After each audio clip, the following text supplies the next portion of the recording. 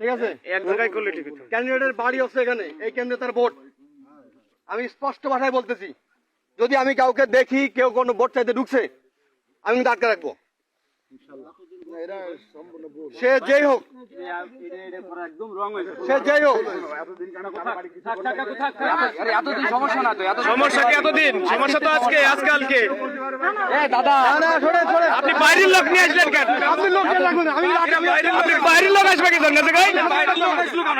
এটা বাইরের লোক আসবে কেন? আপনি কথা বলেছেন, এটা কবে? বাইরের লোক আসলো কেন?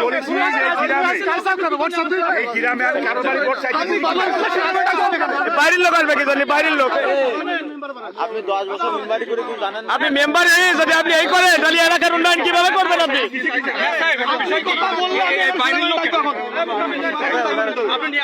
শোনেন, আপনি বাইরের লোক আসবেন কি জন্য?